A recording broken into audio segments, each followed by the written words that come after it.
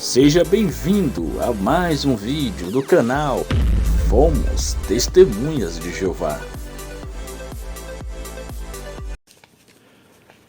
Olá, tudo bem com vocês? Eu sou o José Tenório Neto.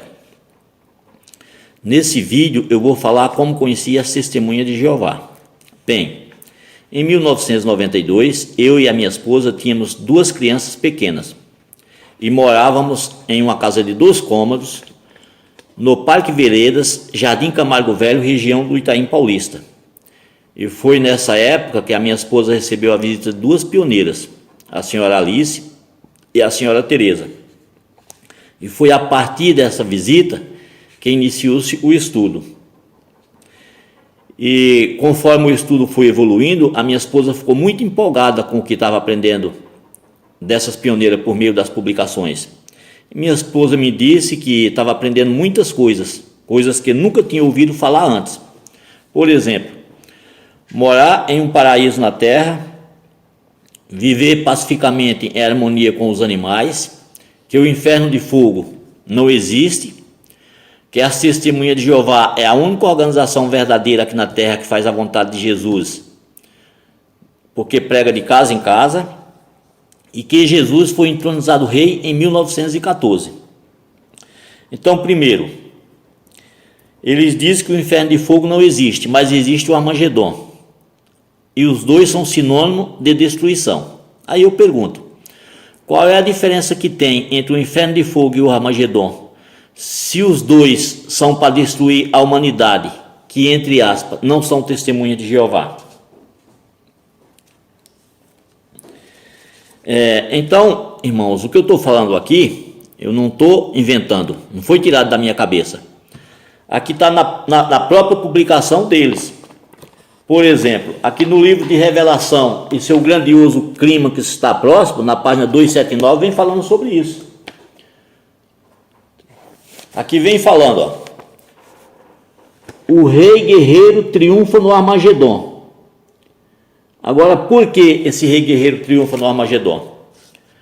Porque esse livro está falando que todas as nações e governantes da terra vão ser destruídos. Agora vamos na página 205 desse mesmo livro, para a gente ver por que essas nações e governantes vão ser destruídas. Aqui está grifado de caneta, onde começa a falar sobre isso. Então aqui fala nesse livro, caiu Babilônia a Grande. Aqui fala que Babilônia a Grande é o império mundial das religiões falsas. E todas as pessoas e governantes que pertencem a essas religiões falsas vão ser destruídos no Armagedon. Agora veja que nessa publicação, indiretamente, eles acusam Deus de criminosos, Deus e Jesus Cristo, de criminosos, assassinos e sanguinários. O que eles estão falando de Deus e Jesus Cristo é isso. É porque Deus criou toda a humanidade. E com que objetivo Deus criou essa humanidade? Para juntar com a destruição e triunfar com a destruição dessa humanidade e dos governantes, são tudo criação de Deus, e preservar apenas um grupo que se denomina a única organização de Deus aqui na terra, para viver aqui na terra, e 144 mil e viver no céu. Sabemos que isso é uma falácia, jamais Deus fará uma coisa dessa. Segundo, a organização de Jeová, como eles dizem, nunca foi a organização verdadeira aqui na terra, porque Deus nunca estabeleceu nenhuma organização verdadeira na terra. Isso é fácil de entender. Jesus, quando esteve aqui na terra, qual foi a organização verdadeira que Jesus estabeleceu aqui na terra? Qual foi a religião que Jesus deixou aqui na terra como verdadeira? Qual foi a igreja fundada por Jesus? Como sabendo, nenhuma. Então, quando Jesus esteve aqui na terra, ele não estabeleceu nenhuma organização verdadeira, porque a organização de Jesus, ou a religião de Jesus, não tinha nome e nem nacionalidade. Ele frequentava a sinagoga judaica. E o que Jesus ensinava era o cristianismo puro e simples, não estabelecendo nenhuma organização aqui na terra. Terceiro ponto, se Jesus foi entronizado rei em 1914. Aí eu pergunto, o que Jesus estava fazendo antes? Onde Jesus estava antes de 1914? Porque em João 17,4 diz que Jesus é Senhor dos senhores e Rei dos reis. E todos os textos bíblicos que afirma que Jesus é rei, ali não estabelece nenhuma data para quando ele se tornou rei. Então, ali afirma categoricamente que Jesus é rei. E isso foi escrito há mais de 2000 anos atrás. Não foi escrito depois de 1914. Então, veja também que a organização ela é muito esperta. Ela prepara as publicações para cada situação que as pessoas se encontram. No caso da minha esposa, ela ficou muito empolgada com os ensinamentos dessas pioneiras por meio das publicações, porque a gente morava num lugar muito deserto e uma casa muito simples. Então, quando minha esposa começou a aprender dessas pioneiras por meio das publicações que a gente ia morar num paraíso, ia viver em harmonia com os animais, ia viver em perfeição, minha esposa ficou toda empolgada e falou para mim que logo logo nós estaríamos morando nesse paraíso que Jeová prometia para a gente. Então, na casa dessa pioneira, de uma dessas pioneiras, tinha um estudo de livro e a minha esposa passou a frequentar e também passou a me cobrar para fazer parte desse estudo de livro e ajudar ela a levar as crianças. E no fim de 1992, a minha esposa já estava se preparando para o batismo. E no ano de 1993, minha esposa foi batizada.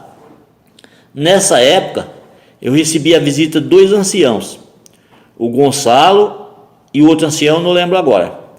Então, esses anciãos me encorajaram muito, dizendo, se eu fosse você, eu escutava a sua esposa, porque ela escolheu a melhor porção, que foi servir a Jeová, sem contar na criação dos vossos filhos, porque eles criados dentro da organização, além de se tornar pessoas educadas, eles vão se criar no meio de pessoas espiritualmente fortes, e isso vai ser muito mais fácil, vocês criar os filhos de vocês.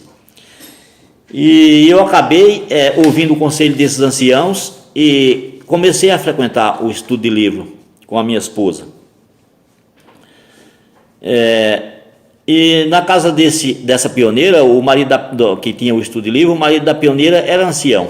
Então participava ele, que era o que ministrava o estudo, a esposa, alguns filhos deles que eram solteiros ainda na época, eu, minha esposa, minhas 2 crianças e minha cunhada, um servo ministerial com o cunhado desse ancião, a esposa e mais 2 filhos adolescentes, e uma senhora, mãe de família, que estava chegando à organização, também participava desse estudo. E eu sou sincero a dizer, eu acabei gostando do estudo e passei até a acreditar que realmente eu tinha encontrado a religião verdadeira aqui na Terra. Como eles falavam que era a única religião verdadeira aqui na Terra, eu passei a acreditar também. Fiquei muito empolgado com esse estudo.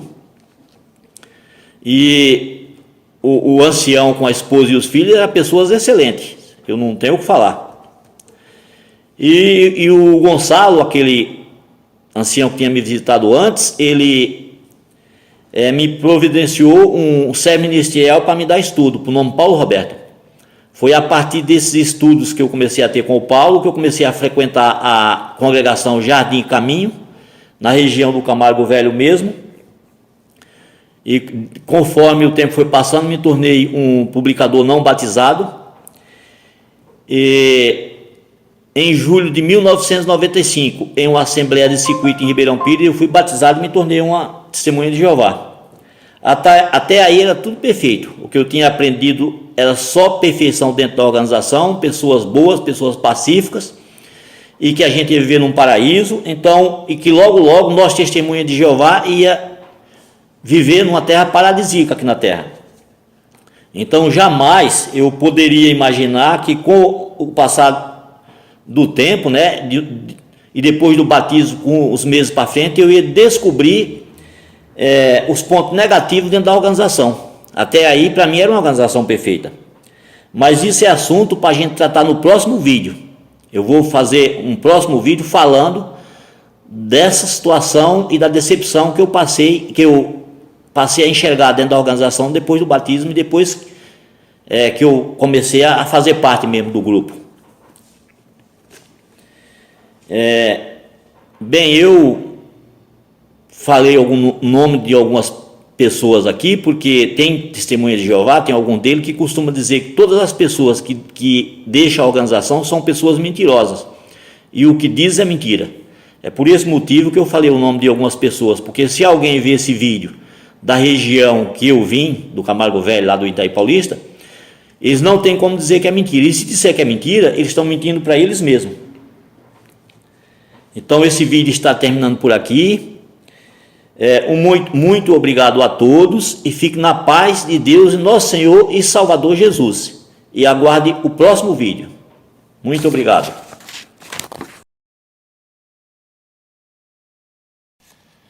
Olá, tudo bem com vocês? Eu sou o José Tenório Neto. No primeiro vídeo eu falei como conhecia as testemunhas de Jeová.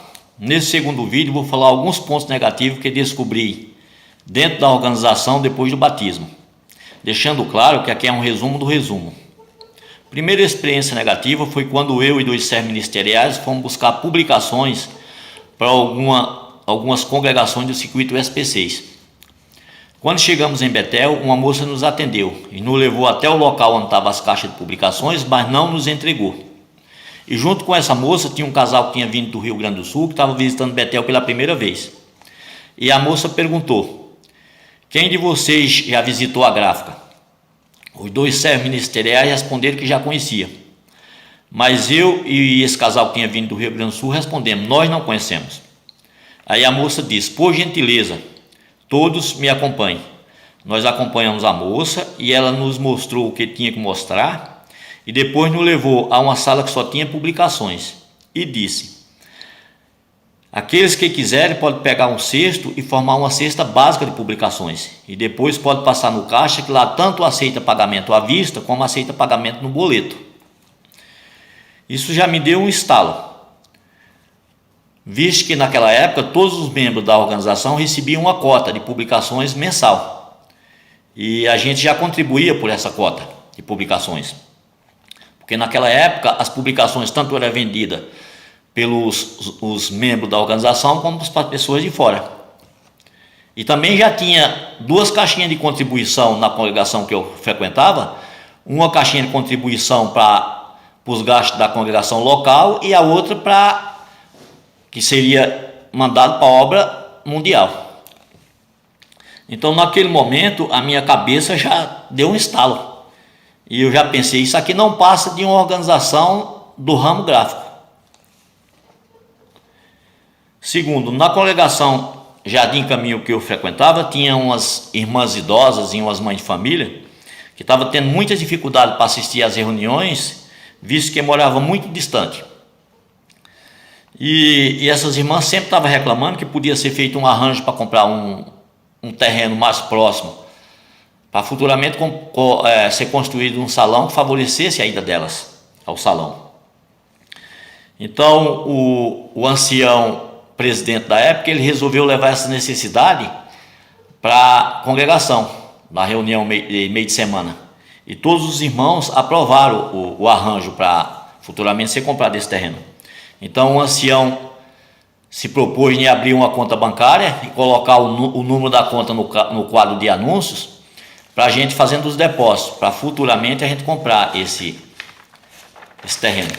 E passado uns anos à frente, esse mesmo ancião ele voltou a anunciar que os irmãos já podiam estar procurando um salão que favorecesse aqueles irmãos que moravam mais distantes. E os irmãos ficaram muito empolgados com esse anúncio e foram à procura de um terreno. Em poucos dias eles encontraram um terreno exatamente do jeito que eles almejavam. Informaram ao ancião, o ancião informou aos outros anciãos que faziam parte do grupo de anciãos, e também ao superintendente de circuito, e foram ver esse terreno, e eles gostaram muito do terreno, e comunicaram a Betel sobre a compra desse terreno, e Betel também deu o aval de aprovação. E quando esse terreno foi comprado, a escritura já foi lavrada em nome da organização. Então o ancião presidente ele voltou a anunciar que os irmãos poderiam estar fazendo depósito naquela mesma conta, já para ir se preparando para futuramente construir o novo salão. E passados uns anos à frente, o ancião voltou a informar que ia comunicar a Betel por meio do superintendente de circuito para estar entrando com a documentação junto à Prefeitura Regional de São Miguel Paulista. E assim que fosse aprovado, a documentação fosse aprovada, começaria a obra. E passados os meses à frente, já estava mais ou menos aproximado com 6 meses para frente, ninguém falava mais nada, como é que estava o andamento dessa documentação, se a Prefeitura tinha aprovado, se não tinha. E teve uns irmãos que já começaram a ficar inquietos. Então, de tanto algumas irmãs reclamar, o ancião ele resolveu dar um anúncio, como é que estava o andamento da documentação do terreno, na reunião no meio de semana.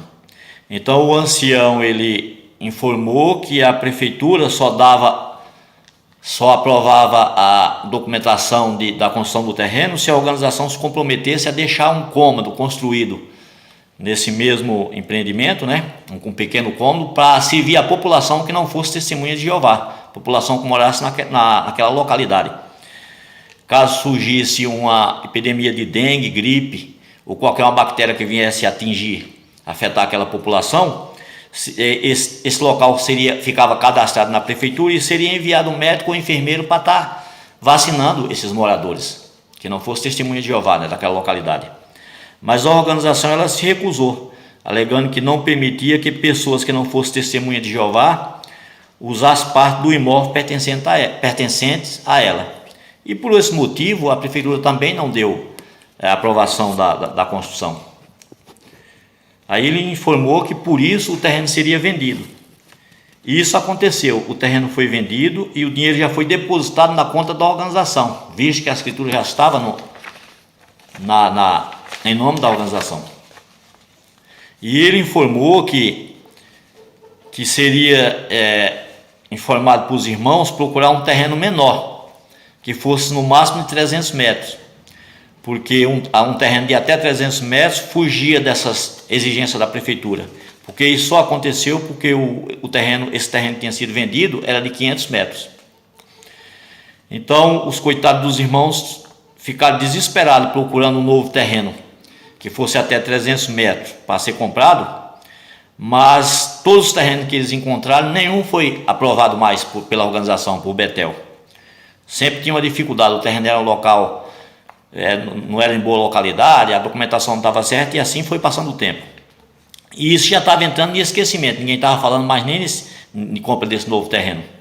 Mas algumas irmãs começaram a reclamar muito e ficaram muito descontentes com esse episódio. Exemplo da irmã Luzia, que era uma irmã de 76 anos, viúva que morava só.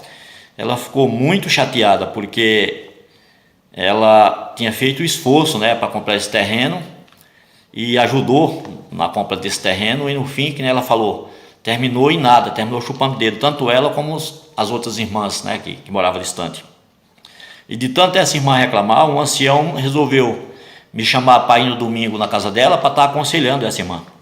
Mas quando chegamos lá, essa irmã estava muito chateada com o corpo governante e disse que esses homens só queriam saber do dinheiro e não estava nem aí com os seus seguidores pobres, porque ela deixou de comprar algumas coisas que necessitava, inclusive até remédio, e pegou um dinheirinho que tinha na poupança e entregou na mão de um ancião, que até citou o nome do ancião, para ajudar na compra desse terreno. No fim resultou em nada.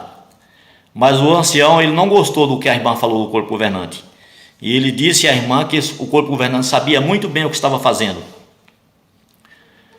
Então o ancião disse que com certeza esse dinheiro teria sido usado no lugar que tinha mais necessidade.